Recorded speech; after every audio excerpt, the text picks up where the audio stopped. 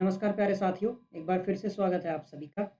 अच्छा, हम पढ़ रहे थे मध्यकालीन भारत का इतिहास और लास्ट क्लास में थोड़ी-सी एक दिक्कत ये हो गई थी कि लास्ट क्लास में जो हमारा पेन टैब था, वो नहीं चल रहा था, है ना? ये ठीक से काम नहीं कर रहा था और हमको पता चला जब पूरी क्लास बन गई थी, ठीक है? जब हमने उसको यूट्यूब पे डाल दिया था, उसके बाद जब देखा था तो पता चला कि ये तो पेन टैब चला ही नहीं। यानी कि जितनी भी राइटिंग हमने की थी, जितना भी कुछ उसमें लिखा था, वो कुछ भी आपको नहीं दिखा होगा। ठीक है? तो हमने उसमें एक कमेंट पिन कर दिया था कि आप लोग इस क्लास को एडजस्ट कर लीजिएगा। अगली क्लास में हम पेन टैब का वो सही कर देंगे, वो थोड़ा-सा कोई टेक्निकल इश्यू उसमें रह गया था।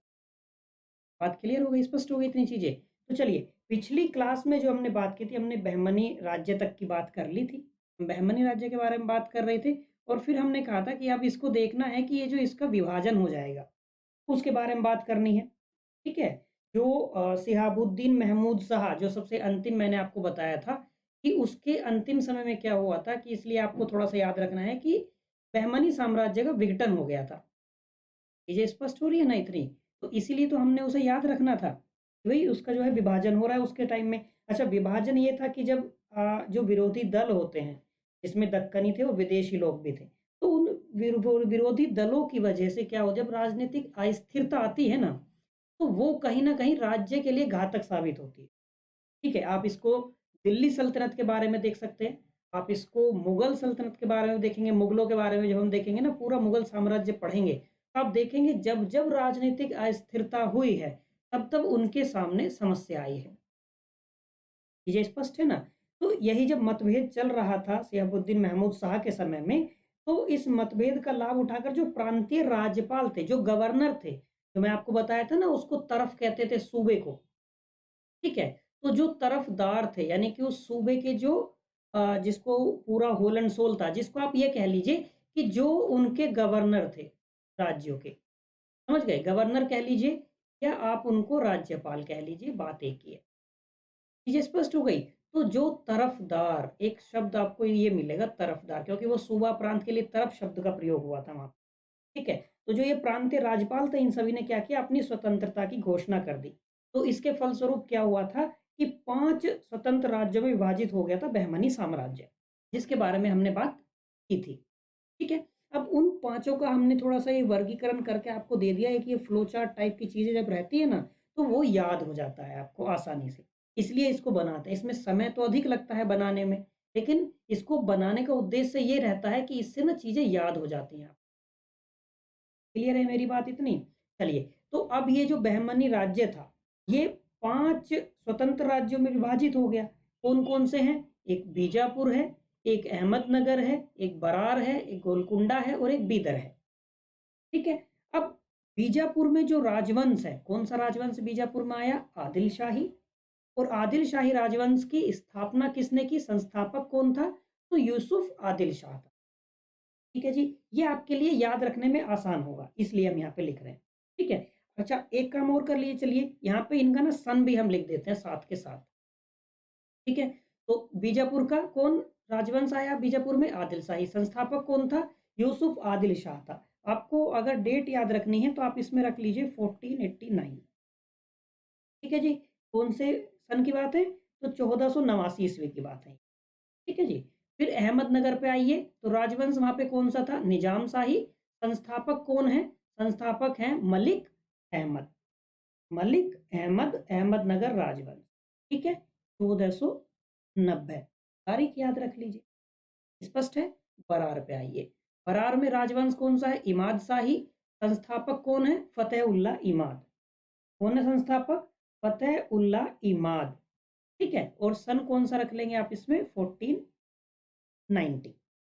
ठीक है? मैंने आपको बताया था कि इसने सबसे पहले जो बताया था कि स्वतंत्रता की घोषणा की थी, तो इन्होंने घोषणा तो कर दी थी 1484 में ही, समझ गए? अपनी स्वतंत्रता की घोषणा। लेकिन ये जो स्वतंत्र था, ये 1490 में पूरी तरीके से जब वहाँ पे राजवंश नया स्थापित हुआ, उसको मानते हैं, तो वो समय है 1490 का। ठीक है? घोषणा के 6 वर्ष बीतने के बाद। ठीक है जी? अब आते हैं गोलकुंडा पे, राजवंश कौन-सा है? कुतुब शाही है। संस्थापक कौन है? कुली कुतुब शाह है। अब इनके सब के बारे में हम विस्तार से पढ़ेंगे आगे, लेकिन ये अभी क्या है आपको तथ्यात्मक जो बातें याद रखनी है, क्योंकि यहाँ से आपके लिए ना मैचिंग वाला क्वेश्चन बन जाएगा। लिस्ट ए दे दी और लिस्ट बी दे दी, अब इनको आप मिलाते रहिए, समझ गए? इसलिए तो गोलकुंडा राजवंश कुतुबशाही, संस्थापक कौन है इसके? कुतुब शाही वंश के कुतुब शाह। और इसकी जो डेट है वो डेट रख लीजिए आप 1512, 1512। चीजें स्पष्ट है? बीदर पे आइए, राजवंश कौन सा है? बारिद शाही, संस्थापक कौन है? अमीर अली बरीद। और समय इसका आप रख लीजिए 1600, समय आप इस पे लिख लीजिएगा, ठीक है? जब आप पीडीएफ डाउनलोड कर लेंगे ना इसका, तो उसमें नीचे आप अपने जब पढ़ेंगे वापस से एक बार रिवाइज, तो आपको फिर से करना पड़ेगा, एक बार फिर से देखनी पड़ेंगी चीजें, तो आप ये समय एक बार वीडियो में देख के लिख लीजिएगा, फिर आपको वीडियो दोबारा देखने की आवश्यकता हमारे हिसाब से नहीं रहेगी, आपको बस कहानी याद आनी चाहिए, ठीक है? तो आप इस कहानी को ध्यान से सुनेंगे जो हम आगे बात करेंगे। अच्छा, कई बार क्या होता है कि हम ना जब से ये एक्चुअल में दिक्कत क्या हुई है ना, जब से ये टिकटॉक जैसी चीज़ आई थी, फिर बाद में इन्होंने सबने कर दिया, शॉर्ट्स बनाना शुरू कर दिया, तो हमारी जो है ना वो आदत खत्म हो गई है। 1 घंटा, 2 घंटा, 3 घंटा कोई वीडियो देखने वाली, समझ गए? अब हमको सबको क्या है, ये शॉर्ट्स की आदत पड़ गई है कि काम की चीज़ 1 मिनट में मिल जाए, वो सबसे अति उत्तम वाली बात है। चीज़ें स्पष्ट है ना इतनी? तो ख़ैर अब एक बार वीडियो फिर से देखने की ज़रूरत नहीं पड़ेगी संभवतः, पड़ती है तो एक बार देख लीजिएगा। इस बार जो पहली बार आप देखते हैं उसको आप स्पीड बढ़ा के मत देखिएगा, क्योंकि मैं पर्याप्त तेज़ी में बोलता हूँ। स्पीड मत बढ़ाइएगा। दूसरी बार अगर आप देखते हैं तो आप स्पीड कर सकते हैं इसकी 1.25, ठीक है? बाकी मैं ज़्यादा तेज़ खुद ही बोलता हूँ, तो इससे क्या होगा ना कि आपको फिर समझ ही नहीं आएगा कि उसमें क चल क्या रहा है। खैर, हमने बात कर लिया है कौन सा, बीजापुर अलग हुआ, अहमदनगर, बरार, गोलकुंडा और बीदर, ठीक है? सबसे पहले हम बात करेंगे बरार के बारे में, है ना? मैं आपको राजवंश बताया, इमाद शाही, संस्थापक कौन है? फतेहुल्ला इमाद हैं। कौन से सन में? तो 1490, ठीक है जी। अपनी स्वतंत्रता की घोषणा कब कर दी थी? 1484 में। लेकिन फाइनली कब स्वतंत्र हुआ? 1490 में, ठीक है? अब देखिए, अब इसकी क्या है कि इसकी 2 राजधानियाँ थी, एलिचपुर और गाविलगढ़, एलिचपुर और गाविलगढ़। अब जब यहाँ बरार में इमाद शाही वंश का जो संस्थापक है इमादुल मुल्क है, इसका नाम भी आप वैसे याद रखिएगा, ठीक है? ये मेनली था क्या? इसके बारे में थोड़ा-सा जानकारी रखिए। ये मेनली विजयनगर का एक ब्राह्मण था, ठीक है? लेकिन इसने क्या किया था, इसने इस्लाम धर्म स्वीकार कर लिया था, ठीक है? क्या स्वीकार कर लिया इसने? इसने इस्लाम धर्म स्वीकार कर लिया और ये बन गया फ़तेह-उल्लाह खां इमादुल मुल्क, ठीक है जी। अब एक व्यक्ति है महमूद गवां, ये कई बार आगे आएगा और इसकी बात हम पहले कर चुके हैं। पिछली क्लास में इसका नाम आया होगा, लेकिन विस्तार से हम महमूद गवां के बारे में आज बात अभी बात करेंगे महमूद गवां के बारे में, ठीक है? देखिए, यहाँ से महमूद गवां से क्वेश्चन तो नहीं पूछा है, लेकिन ये व्यक्ति बड़ा महत्वपूर्ण है आपको कुछ राजनीतिक घटनाक्रम समझने के लिए, ठीक है? अब महमूद गवां अभी इसके बारे में बताएंगे, लेकिन पहले इसके बारे में पढ़ते हैं इमादुल मुल्क के। तो महमूद गवां अभी कोई मान लीजिए एक्स वाई जेड एक व्यक्ति है, कोई भी चाचा ताऊ इसको बना लीजिए फिलहाल के लिए। तो इसने क्या किया कि इसने इसको गाविलगढ़ का तरफदार बनाया। किसको? फतेह खां उल्लाह इमादुल मुल्क को। किसने?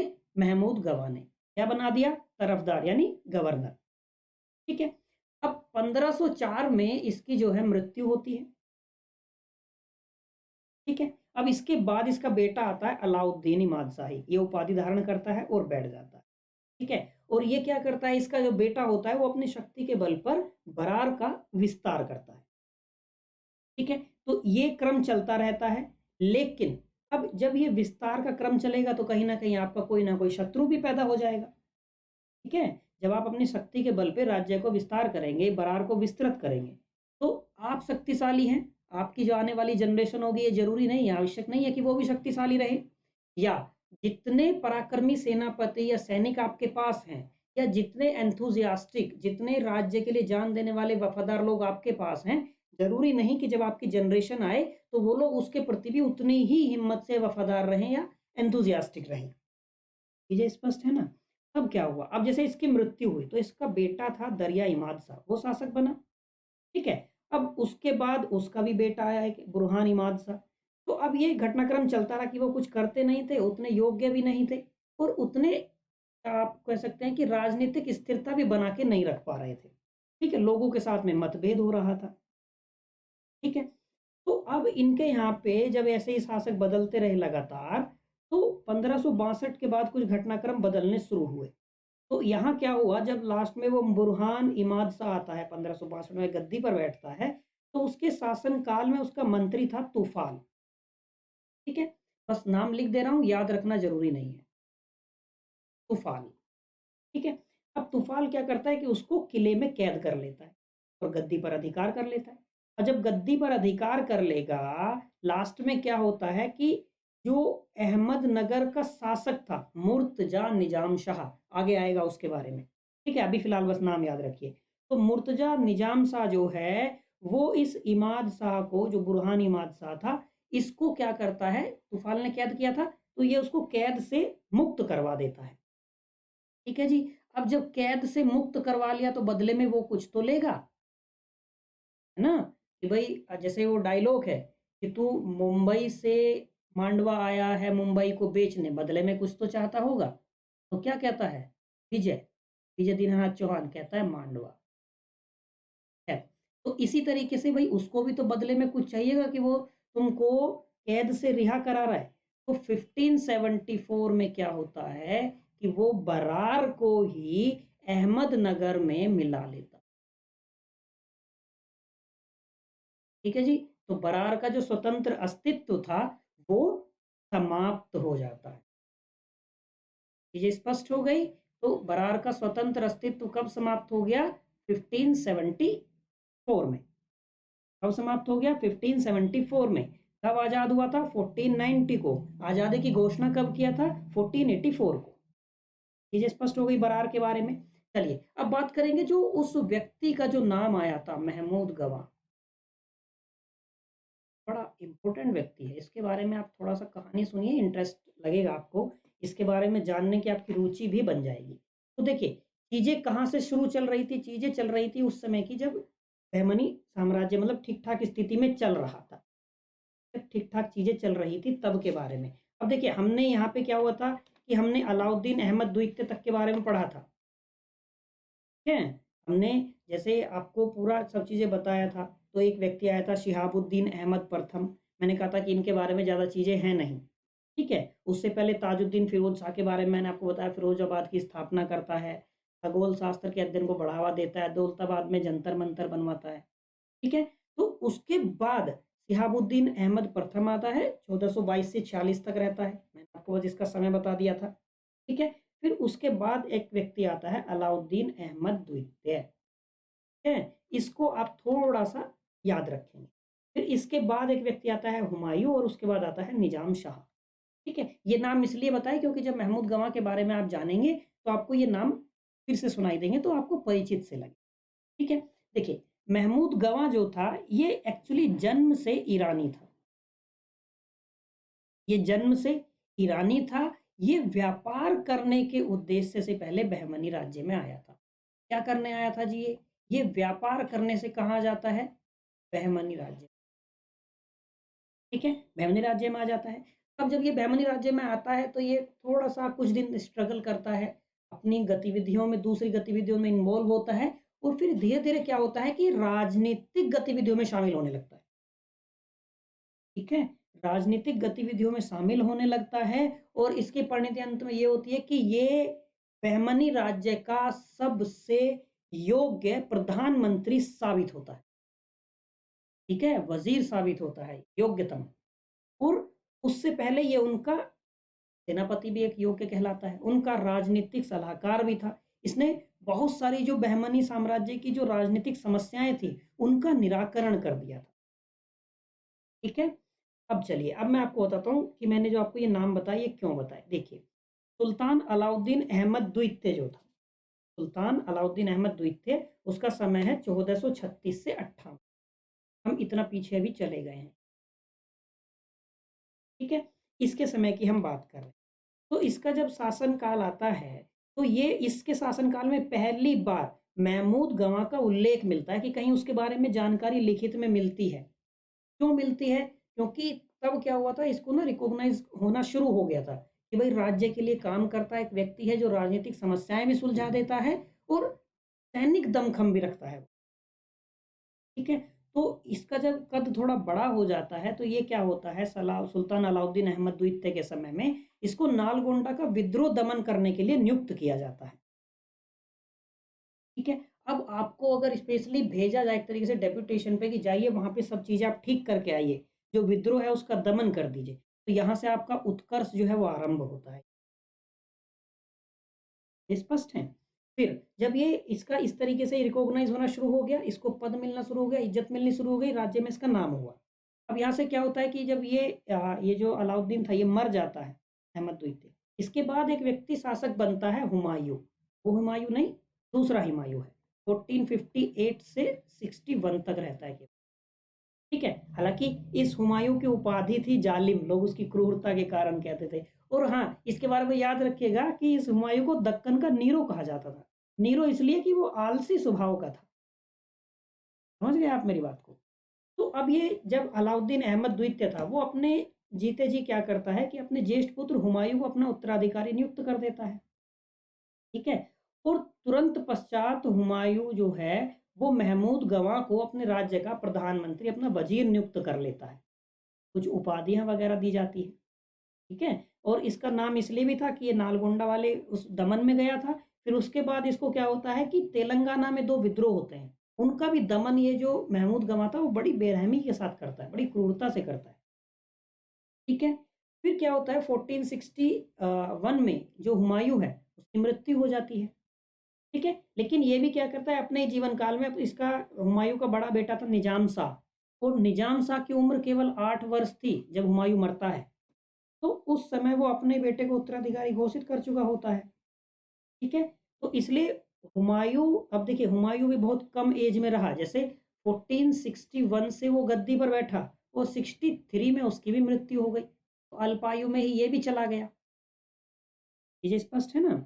तो अब इसके साथ में क्या होगा जब देखेगा कि राजा जो है अल्पवयस्क है, तो जो प्रधानमंत्री है वो बेशक कितना भी ईमानदार होगा, उसके बारे में लोगों के मन में शंका संदेह उत्पन्न होने लगेगा, है ना? तो इनकी जो प्रशासनिक परिषद थी, उसमें कहीं न कहीं मतभेद होने व लगे। अब जैसे एक प्रशासनिक परिषद में जो उदारवादी थे, एक समझौतावादी नीति थी, उनका अनुसरण किया जाता था, तो उसी से कहीं न कहीं मतभेद होने लगा। ठीक है? तो बाद में क्या होता है कि आस-पास के जो राज्य थे, जैसे उड़ीसा था, मालवा था, ये लोग क्या करते हैं, बहमनी राज्य पर आक्रमण करते हैं। मालवा में आपको याद होगा महमूद खिलजी, है ना? महमूद खिलजी मालवा में आपको याद आना चाहिए, जिसका समय कितना था खिलजी का समय? खिलजी का समय था 1436 से 69 का, ठीक है? मालवा में।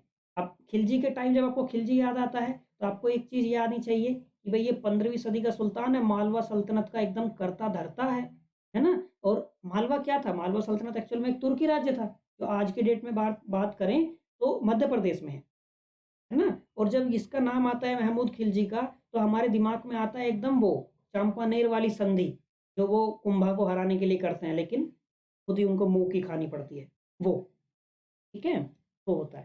ख़ैर, तो अब क्या होता है ये लोग क्या करते हैं कि बीजापुर पे आक्रमण करना शुरू करेंगे, बहमनी साम्राज्य पे सॉरी आक्रमण करना शुरू करते हैं। तो बहमनी राज्य पे आक्रमण होते हैं, ठीक है? अब होता क्या है कि जब आक्रमण होंगे तो ये भी अपनी तरफ से कुछ करेंगे। तो जैसे पहले वो कर देता है आपका ये कपिलेश्वर वाला, है ना? उड़ीसा का जो शासक था कपिलेश्वर, वो कर देता है आक्रमण। फिर उसको किसी तरीके से वो हरा के भेजते हैं। इतने में दूसरा आक्रमण क्या होता है कि अब देखता है खिलजी की यार इनकी ना शक्ति थोड़ी कमज़ोर हो रही होगी। तो उधर से खिलजी कूद पड़ता है इन पे अपना तलवार लेके। ठीक है? तो अब यहाँ पे क्या होता है कि जो उड़ीसा के शासक हैं, जो अभी मैंने आपको बताया कपिलेश्वर, वो भी उसका साथ दे देता है। तो इसमें क्या होता है दौलताबाद जैसे जो इनके जो संपन्न प्रांत थे, उन पे अधिकार हो जाता है। अंत में जब महमूद गवाह का रोल एक तरीके से इम्पोर्टेंट इसलिए हो जाता है, महमूद गवाह क्या करता है, वो गुजरात के शासक के पास जाता है। ठीक है? और उससे सहायता माँगता है। फिर सहायता देने के लिए वो तैयार हो जाता है और फिर गुजराती और बहमनी सेनाएँ जो थी, ये मिलके महमूद खिलजी को ये बीदर में घुस चुका होता है, वहाँ से उसको भगा देते हैं उल्टा मालवा के लिए। ठीक है? और फिर से एक बार क्या होता है कि वो अपने 1462 में खिलजी एक बार फिर आक्रमण करता है, लेकिन उस बार तो वो असफल ही हो जाता है। तो जो महमूद गवाह की कूटनीतिक क्षमता थी, वो अद्वितीय थी। है ना? इसने अपनी कूटनीति से क्या किया कि बहमनी साम्राज्य जब जब विनाशात्मक स्थिति में आया तो महमूद गवा ने उसको बचा लिया। ठीक है, जब जब राजनीतिक विरोध होना शुरू हुआ तब तब उसने सभी को बैठा के सबको संतुष्ट कर दिया, किसी को असंतुष्ट नहीं रहने दिया।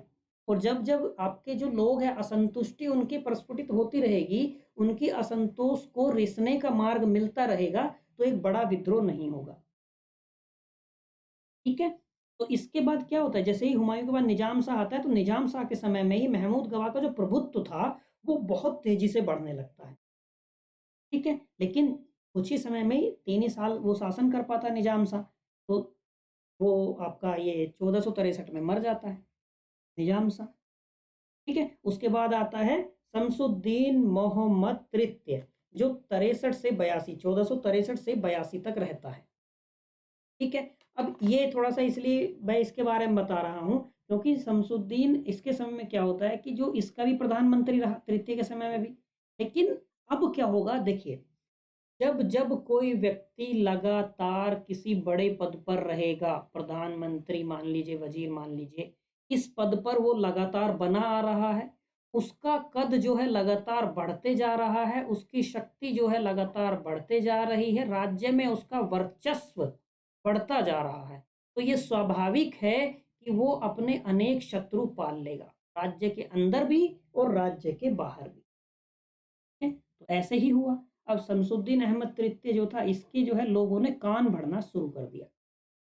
ठीक है, जो इसी के शासनकाल के जो षड्यंत्रकारी थे, उन्होंने सुल्तान के इसके इतने कान भर दिए, इतने कान भर दिए कि उसने गवाह को प्राणदंड दे दिया, फांसी की सजा दे दी। चीजें स्पष्ट हैं, तो उसको मिल गई फांसी की सजा। अब हमने इसके बारे में इतनी बातें इसलिए की क्योंकि हम इसके बारे में जब हमने बरार के बारे में पढ़ा तब हमें इसका नाम आया। अभी जब हमने बीजापुर के बारे में चीजें स्टार्ट की तो इसका नाम आया। क्यों? क्योंकि बीजापुर को महमूद गवां का संरक्षण प्राप्त था। तो अब आप एक बात सोचिए कि जिसको इतने बड़े पद के व्यक्ति का संरक्षण प्राप्त होगा तो उसका कोई बाल विवाह का नहीं कर पाए। ठीक है जी, बात यहाँ तक की स्पष्ट है। तो अब आदिल शाही वंश की बात कर रहे थे हम बीजापुर में, तो यहाँ तक की चीजें सही चल रही थी। अब इसके बाद क्या होता है कि इसके बाद एक इस्माइल शाह व्यक्ति आता है, जब ये आदिल शाह मर जाता है ना? तो आदिल शाही सुल्तान जो ये जो मर जाता है तो इसके बाद में इस्माइल आता है। अच्छा, इनकी एक अच्छी बात ये थी, ये लोग जो थे बीजापुर वाले शासक, ये खुद को तुर्की ओटोमन राजवंश के वंशज बताते थे। इसे लोग विश्वास जैसे करते हैं।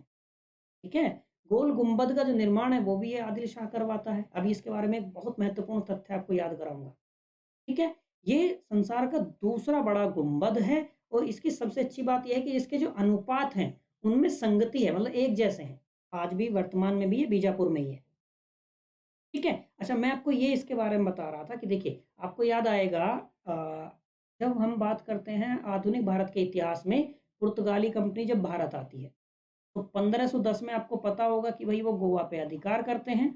और हमने आधुनिक भारत का इतिहास जब पढ़ा था, मैंने आपसे कहा था कि वो पुर्तगाली जो है 1510 में बीजापुर को, इसको गोवा को बीजापुर के आदिल शाही शासक जो थे उनसे छीन लेते हैं। जब बीजापुर के शासकों से लड़ाई करके 1510 में गोवा पर अधिकार कर लेते हैं। ठीक है, तो उस 1510 में बीजापुर का शासक था कौन? तो यही आदिल शाह जो है, आदिल शाह का बेटा था इस्माइल शाह। इस्माइल शाह। ठीक है, तो इसी के शासनकाल में पुर्तगाली जो है 1510 में गोवा पर अधिकार कर लेते हैं। और इसी इस्माइल शाह के समय में क्या होता है कि वो जो आपको याद है रायचूर दोआब वाला जो विवाद चला आ रहा था, याद है कृष्णा तुंगभद्रा वाला जो उत्पादन वाला क्षेत्र था, रायचूर दोआब, इस पे ये अधिकार कर लेता है कौन? विजयनगर। ठीक है, विजयनगर का कृष्णदेवराय शासक जाता है वो।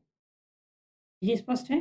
तो ये इसके बारे में इसलिए यहाँ पे अब बीजापुर के बारे में आपको याद रहेगा 1510 में, जब आप आधुनिक भारत का इतिहास के बारे में अगर आप मेंस का कहीं क्वेश्चन लिख रहे होंगे तो आप जब लिखते हैं कि यहाँ पे 1510 में गोवा पर अधिकार करते हैं तो आप ये बता सकते हैं कि आदिल शाही राजवंश का दूसरा शासक इस्माइल शाह, या आप लिख सकते हैं आदिल खां का पुत्र इस्माइल शाह। उसके समय की ये घटना। चीज़ें स्पष्ट हो गई? चलिए, अब इसके बाद में जब ये इस्माइल शाह जो है ये मरता है, इसके बाद में इब्राहिम शाह आता है, तो उसके बारे में ज़्यादा इम्पोर्टेंट चीज़ कुछ है नहीं, ठीक है? लेकिन अली आदिल शाह एक व्यक्ति रहता है उससे पहले, उसके बारे में आप 1-2 बात जान लीजिए, ठीक है? अच्छा, अली इसके बारे में तो मैंने आपको बता ही दी, सबसे बड़ा गुंबद रहता है, बीजापुर में है अभी है वर्तमान में, और इसकी संगति ये है कि इसके अनुपातों में संगति है विशेषता, मैंने बता ही दिया। चलिए, तो अगला जो है, अगला उसके बारे में उसके बाद आता है इब्राहिम द्वितीय, इसके बाद अली आदिल शाह के। अब इसकी उपाधि है, एक है जगत गुरु, एक है अबला बाबा। अबला मतलब दीनहीन, निर्धन। तो ये चूँकि निर्धनों का मित्र कहा जाता था इसको। अब क्यों कहेंगे निर्धनों का मित्र? क्योंकि इसका उदार दृष्टिकोण होगा, ये चीज़ें तो आप खुद से डेराइव कर सकते हैं। तो उदार दृष्टिकोण के कारण जो प्रजा थी वो उसे जगत गुरु और अबला बाबा की उपाधि देते थे। चीज़ स्पष्ट हो गई इतनी यहाँ तक की। इब्राहिम द्वितीय की एक अच्छी बात ये है कि ये आदिल शाही वंश का महानतम शासक था भाई। खुद भी विद्वान था, लिखने पढ़ने का शौक था, ठीक है? इसी के शासनकाल में फरिश्ता जो है उसने तारीख ए फरिश्ता नामक ऐतिहासिक ग्रंथ लिखा, ठीक है? और यही जो है नौरसपुर नगर की स्थापना करता है और इसी को अपनी राजधानी बना लेता है। अच्छा, ये एक हिंदी गीतों की किताब भी लिखता है, उसका भी नाम कुछ ऐसा ही है, उसकी किताब का नाम है किताब ए नौरस,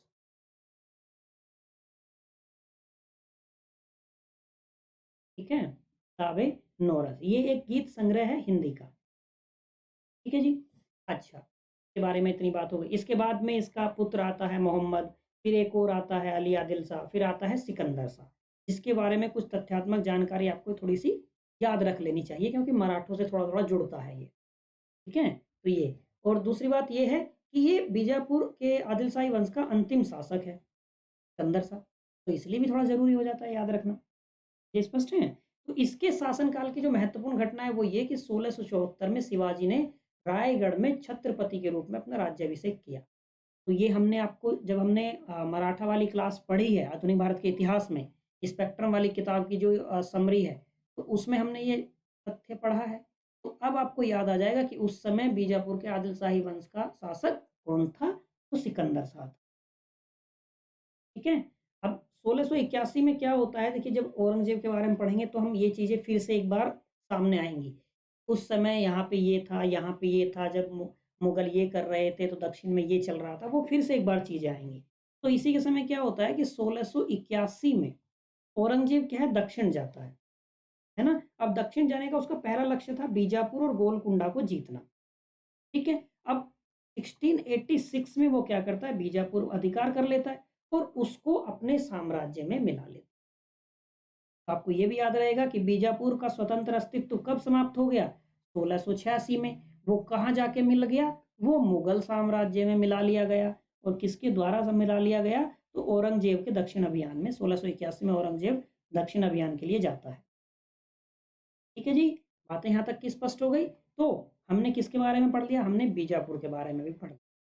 ठीक है? बरार के बारे में देख के आए, फिर हमने बीजापुर के बारे में देख लिया। अब हम कुछ बात कर लेते हैं अहमदनगर के बारे में, और इसके बारे में तो बहुत कम है, फिर बात करेंगे गोलकुंडा के बारे में। ठीक है? अब अहमदनगर में मैं आपको वंश बताया था निजाम शाही, ठीक है? और जो ये मुर्तज़ा निजाम शाह है, इसका नाम पहले भी आया। हमने बताया था कि इसी के इसके बारे में कुछ बात अभी हमने जस्ट आपको बताई थोड़ी देर पहले। तो देखिए, अब यहाँ पे फिर से एक बार महमूद गवां का ज़िक्र आएगा। तो अहमद शाह, अब इसकी उपाधि थी निजामुल मुल्क, ठीक है? अब जब महमूद गवां को प्राण दंड दे दिए जाते हैं, फिर से पहुंच गए महमूद गवां पे, तो जब महमूद गवां को प्राण दंड दे दिया जाता है, उसको फांसी दे दी जाती है, तो ये बहमनी साम्राज्य का वजीर नियुक्त होता है, पीएम नियुक्त होता है। किसके स्थान पर? महमूद गवां के स्थान पर, ठीक है? लेकिन ये क्या करता है, ये क्या करता है, ये 1490 में स्वतंत्र राज्य बना लेता है भाई, है ना? अहमदनगर की स्थापना कर लेता है और जुन्नौर जो इनकी राजधानी थी वहां से अपनी राजधानी स्थानांतरित कर लेता है। चीजें स्पष्ट हो गई, इसलिए मैं आपको इसके बारे में थोड़ा सा बताया, मुर्तजा निजाम शाह, ठीक है? इसी के शासनकाल में मुगलों ने पहली बार अहमदनगर पर आक्रमण किया था। चीजें स्पष्ट है? अब इसमें कई रहते हैं, बुरहान निजाम शाह, हुसैन निजाम शाह, इब्राहिम, तो उनके बारे में जानकारी हमको नहीं रखनी है, मलिक अंबर, इनके बारे में नहीं पढ़ना। ना आपको याद रखना है, क्योंकि कोई महत्वपूर्ण घटनाक्रम नहीं है। बात करते हैं गोलकुंडा के बारे में, ठीक है? अब कुतुबशाही वंश में आपको पहले ही बता दिया। तो गोलकुंडा का एक तरीके से का जो बैकग्राउंड है वो जानिए।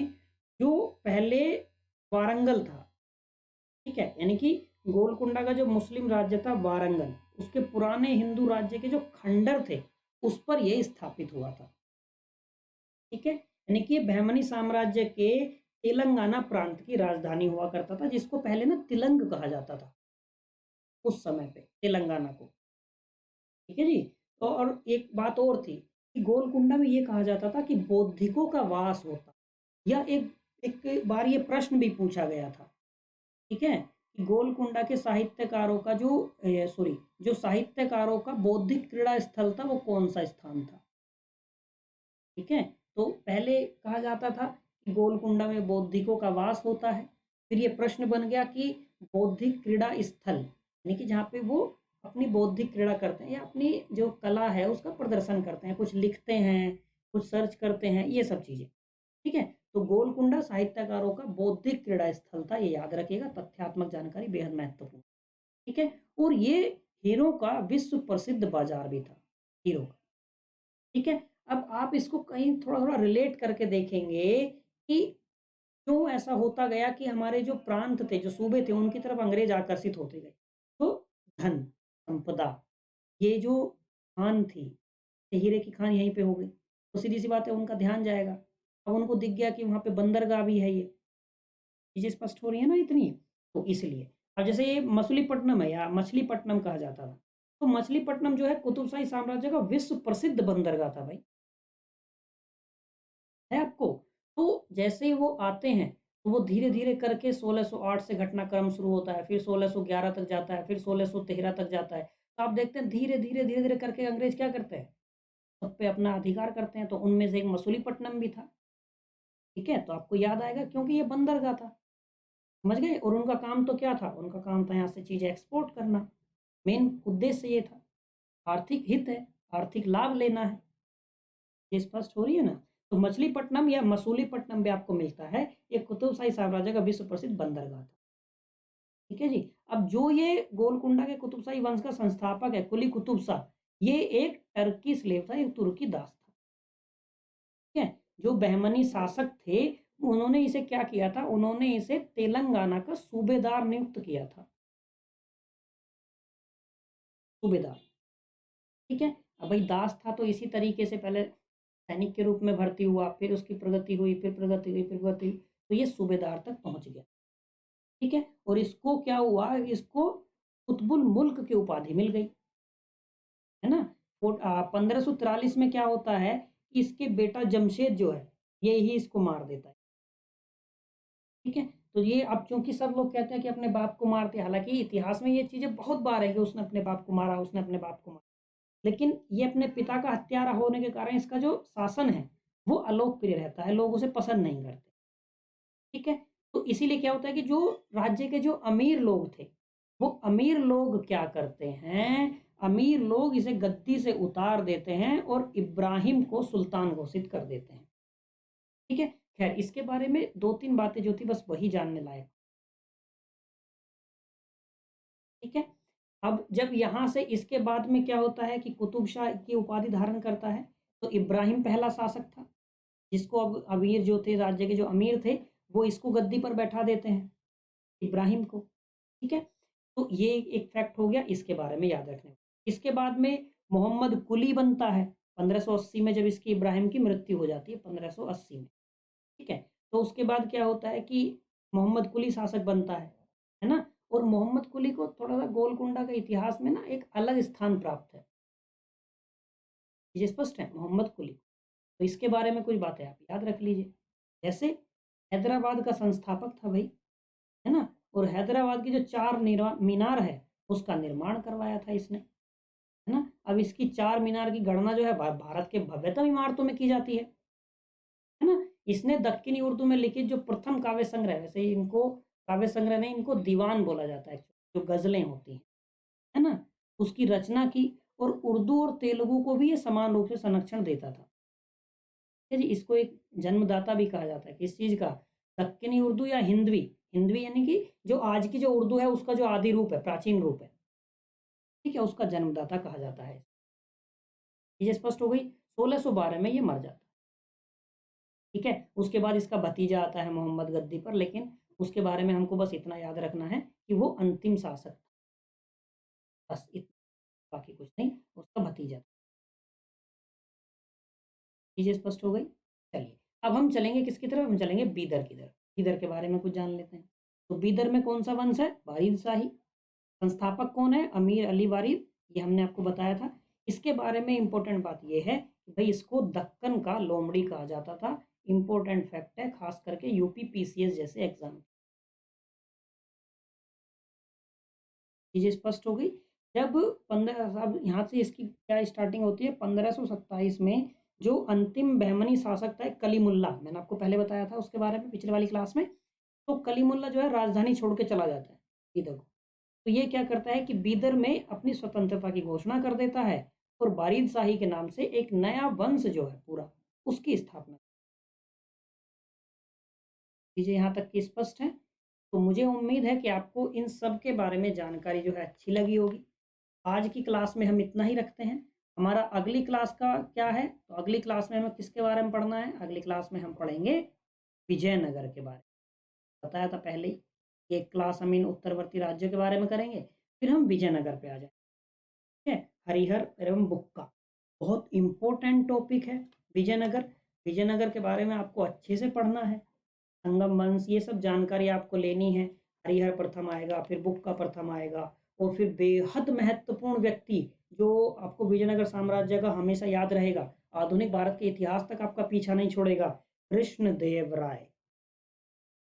समझ गए आप मेरी बात को? जब आप कल्चर पढ़ते हैं तब भी आपको कृष्णदेव राय मिलते हैं। जब आप आधुनिक भारत का इतिहास पढ़ते हैं तब भी आपको कृष्णदेव राय मिलते हैं, है ना? वो 30 साल शासन भी रहता है उनका।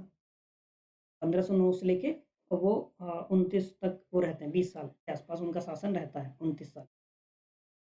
ठीक है, 20 साल ही तो होंगे भई, ये था उनका, है ना? उनको बहुत सारी उपाधियाँ, आंध्र भोज, अभिनव भोज, आंध्र पितामह, यवन राज, स्थापनाचार्य, विष्णुचित्त और तेलुगु भोज, ये सब उपाधियाँ थी उनकी, है ना? यहाँ तक कि जो जब हम आपके आगे चल के मुगल पढ़ेंगे, तो मुगल पढ़ते टाइम तो ये सारी चीज़ें फिर से आएँगी एक बार, जितने भी हमने राज्य पढ़े हैं सारे एक-एक बार फिर से आएँगे। क्योंकि मुगलें जो है विस्तार करने के क्रम में दाएँ-बाएँ भागेंगे, तो ये फिर से सारी चीज़ें आएँगी। ठीक है? खैर, तो मुझे उम्मीद है कि आज की हमने जितनी बातें की वो सारी चीज़ें आपको समझ में आ रही होंगी। ईश्वर की अभी तक अनुकंपा है कि हमने क्लासेस जो हैं वो कंटिन्यू रखी हैं और मैं उम्मीद कर रहा हूँ कि अगली क्लास भी शायद 2 या 3 दिन बाद आ जाएगी। ठीक है? आप लोगों ने पिछले वाली क्लास को भरपूर प्यार दिया है, कोई दिक्कत नहीं। 1 साल बाद हम वापसी कर रहे थे, फिर भी हमारी चीज़ें अच्छी खासी हैं। 400-500 बच्चों तक हम अपनी बात पहुँचा पा रहे हैं। ठीक है?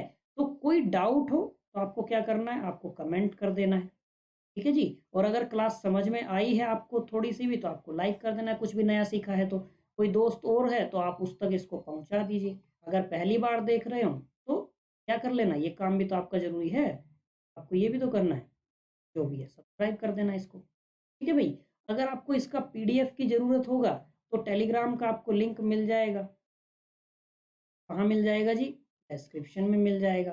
डिस्क्रिप्शन में ना खोजना हो तो टेलीग्राम पे जाना @SHIKSHALY